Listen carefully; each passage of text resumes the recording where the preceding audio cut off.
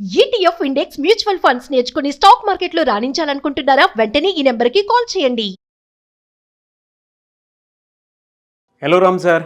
Hi Naraju. Firstly congratulations అన్న visualisation 2.0 happy మనీలో చాలామంది జాయిన్ అయినటువంటి వాళ్ళు గ్రేట్ ఫీడ్బ్యాక్ వాళ్ళు ఇవ్వటం జరిగింది. And thank you so much. మన బ్రెయిన్ని బ్యాంక్ బ్యాలెన్స్ వైపు ఏ విధంగా తీసుకువెళ్ళాలి అనేటువంటి దాన్ని, అండ్ మన దగ్గర డబ్బులు ఎందుకు నిలబడవు అనేటువంటి కాన్సెప్ట్ని, ఎమోషన్ని బలంగా నిలబెట్టగలిగేలా చేశారు.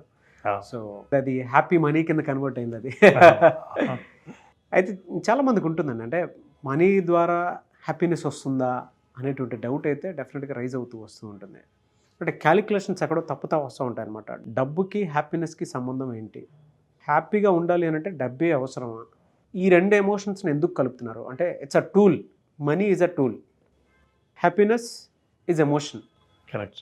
ఈ రెండిటికి ఏంటి ఉన్న సంబంధం అనేటువంటిది అడుగుతూ ఉన్నారు. ఏం చెప్తారు? మంచి ప్రశ్న నారాజు.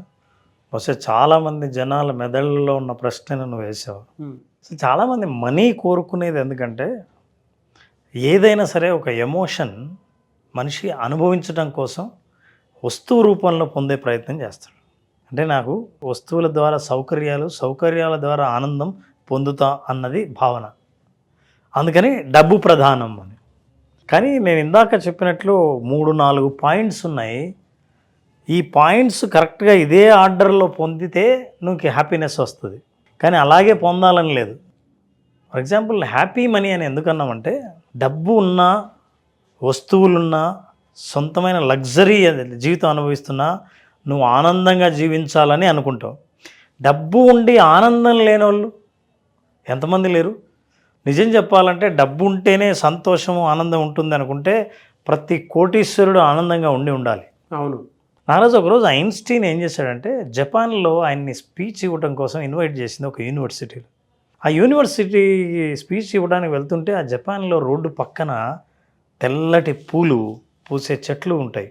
అవి ఆలోచిస్తూ ఆయన అనుకున్నాడు, భవిష్యత్తులో మనిషి నేను కనిపెట్టిన ఫిజిక్స్ లా లాంటివి, ఇట్లాంటి ఈక్వేషన్స్ లాస్ కాకుండా మనిషికి ఇంకేం అవసరం, ఏదైనా వస్తువు కనిపెట్టాలా, వేరే గ్రహంలో అడుగు పెట్టాలా, ఇంకేంటి అని ఆలోచిస్తుంటే ఆయనకు అనిపించింది, భవిష్యత్తులో మనిషి విపరీతంగా కోరుకుని పొందలేకపోయే ఒకానొక కమోడిటీ ఏంటంటే హ్యాపీనెస్ అని. ఈ హ్యాపీనెస్ గురించి మనం ఏదో ఫార్ములా కనిపెట్టాలి అని అనుకున్నాడు.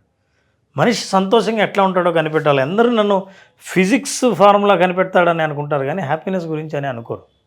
కానీ ఆయన అలా ఆలోచిస్తూ హోటల్లోకి వెళ్ళాడు.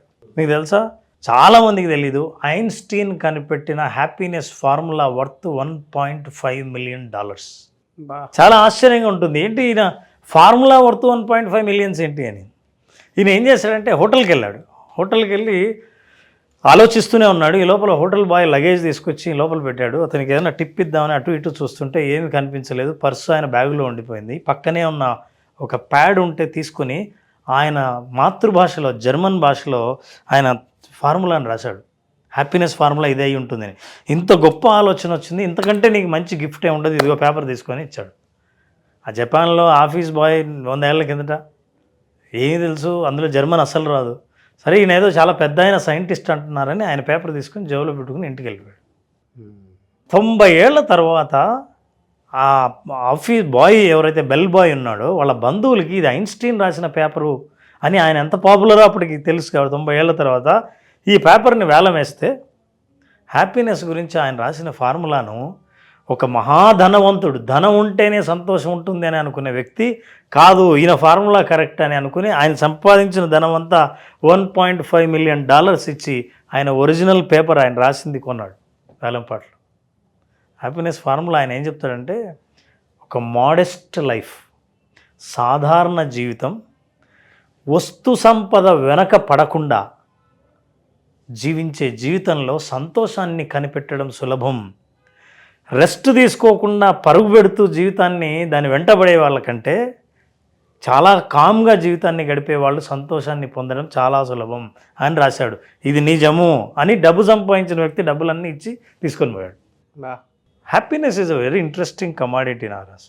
కానీ మనం దురదృష్టవశాత్తు వస్తువుల్లో, లగ్జరీలో, ప్రదర్శనల్లో, డబ్బులో, వీటన్నిటిలో సంతోషాన్ని వెతుకుతాం.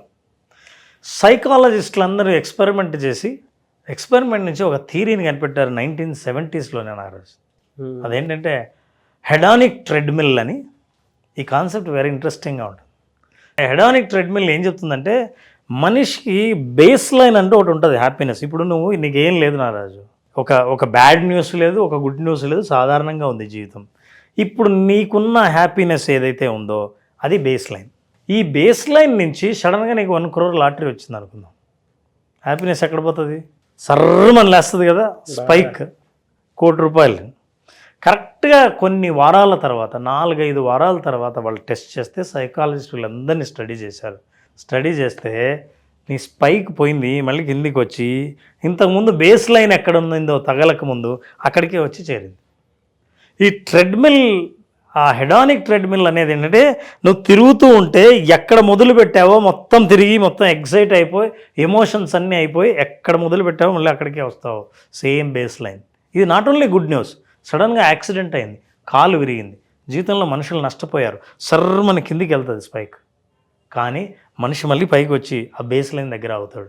మీ హ్యాపీనెస్లో, మీ జీవితంలో కొన్ని వారాల పాటు తప్ప మీకు ప్రమోషన్ వచ్చినా, డబ్బులు వచ్చినా, ఉచితంగా దొరికినా, లాటరీ తగిలినా, ఉద్యోగం వచ్చినా, అనుకోకుండా మీకు అదృష్టం తగిలినా, వీటన్నిటినీ స్టడీ చేసేవాళ్ళు అన్నీ పైకి పోయి మళ్ళీ అక్కడికే వస్తుంది, కిందికి పోయినా అక్కడికే వస్తుంది. మనకంటూ ఒక హ్యాపీనెస్ బేస్ లైన్ ఉంటుంది, మళ్ళీ అక్కడికి రావాల్సిందే అనేది థియరీ.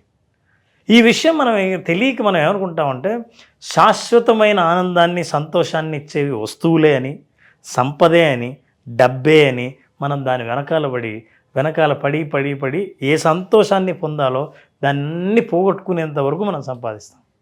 సో ఇట్లాంటి సంపదలు చాలా ఉన్నాయి మనం పొందాల్సినవి. ఆరోగ్యం సంపదే. ఇలాంటి మనం సంపదల గురించి మాట్లాడే ముందు ఈ సంతోషం గురించి మాట్లాడుతున్నాం కాబట్టి ఈ సంతోషాన్ని స్టాండర్డైజ్ చేయాలంటే ఏం చేయాలి? అప్పుడు చాలామంది స్టడీ చేసిన తర్వాత ఫిలాసఫీ కానీ, కెమిస్ట్రీ కానీ అండ్ సైన్స్ కానీ హ్యాపీనెస్ గురించి ఏం చెప్తుందంటే మనిషి సంతోషంగా ఉండేది చుట్టుపక్కల పరిస్థితుల వల్ల కాదు, ఎక్స్ట్రిన్సిక్ మోటివేషన్ వల్ల కాదు, ఇంట్రిన్సిక్ మోటివేషన్ అంటారు. For a certain set of attitudes will make people happy but not certain set of things around him.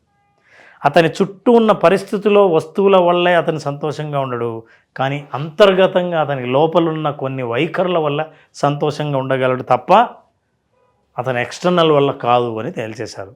ఇప్పుడు మన హ్యాపీ మనీ అటెండ్ అయ్యే వాళ్ళకి హ్యాపీనెస్ని ఎట్లా సృష్టించాలి, అనంతమైన సంతోషాన్ని శాశ్వతంగా చాలా కాలం పాటు మన జీవితంలో ఎలా ఉంచుకోవాలి, ఎలా డెవలప్ చేయాలి అన్న విషయాలు తెలుసుకోవాలనుకుంటే మన హ్యాపీ మనీ జాయిన్ అయిన వాళ్ళకి అందులోని రహస్యం, అందులోని వాస్తవం, మనీకి హ్యాపీనెస్కి ఉన్న సంబంధం, ఆ విషయంలో మనం మాట్లాడతాం. Right sir, thank you so much Ram గారు. Thank you Naraj. మన బ్రెయిన్ బ్యాంక్ బ్యాలెన్స్ వైపు ఎలా తీసుకెళ్ళాలి, ద సేమ్ టైం మన దగ్గర డబ్బులు నిలబడాలి అని అంటే మన మైండ్ సెట్ని ఎలా తీసుకోవాలి అనేటువంటి concept visualization 2.0 happy money. So ఈ కాన్సెప్ట్ క్లాస్ మళ్ళీ ఎప్పుడు ఉండే అవకాశం ఉంటుంది? నారాజ్, July 3rd క్లాస్ స్టార్ట్ చేస్తున్నాం. ఈ 5 days సెషన్లో మనీకి హ్యాపీనెస్కి ఉన్న సంబంధం, అసలు మనీకి మనకున్న సంబంధం, మనకున్న భావోద్వేగాలు మనీ పట్ల ఏంటి, అసలు ఈ భావోద్వేగాలకి మన దగ్గర మనీ ఉండడానికి లేకపోవడానికి సంబంధం ఏంటి విషయాలు తెలుసుకోవాలన్నా, అసలు జీవితంలో మనీ ఉండాలనుకోవడానికి కూడా కారణం ఏంటంటే సంతోషంగా ఉండాలనుకోవడం. నిజంగా సంతోషం ఉంటామా అన్న వాస్తవాలు, రీసెర్చ్ విషయాలు సైంటిఫిక్గా, సైకలాజికల్గా తెలుసుకోవాలనుకుంటే ఈ 5 days సెషన్ అటెండ్ అయిన వాళ్ళకి సంపూర్ణమైన డీటెయిల్స్ అందుతాయి. They will enjoy completely the program. అనుకున్న దానికంటే ఎక్కువ పొందామన్నది వాళ్ళ భావాలే. వాళ్ళ భావాలు వింటే కూడా మనకు తెలుస్తుంది. Thank you sir. So July 3rd నుంచి మీ భావోద్వేగాలు డబ్బు వైపు ఏ విధంగా ఉన్నాయి, అంటే మీ దగ్గర మీరు సంపాదించుకున్న డబ్బు ఉంటుందా, ఉండట్లేదా, అండ్ మీ బ్రెయిన్ని బ్యాంక్ బ్యాలెన్స్ వైపు ఏ విధంగా తీసుకెళ్ళాలి అనేటువంటి కాన్సెప్ట్ తోటే రామ్ గారు July 3rd visualization 2.0 happy money కాన్సెప్ట్ని సో క్లాస్ రూపంలో తీసుకురాబోతున్నారు. ఆసక్తి కలిగిన వారు స్క్రీన్ మీద కనిపిస్తున్న నెంబర్కి సంప్రదించండి. Thank you so much Ram గారు. థ్యాంక్ యూ నాన్న. Thank you so much. Suman టీవీలో మీ పర్సనల్ అండ్ బిజినెస్ ప్రమోషన్స్ కోసం కింది నెంబర్కి కాంటాక్ట్ చేయండి.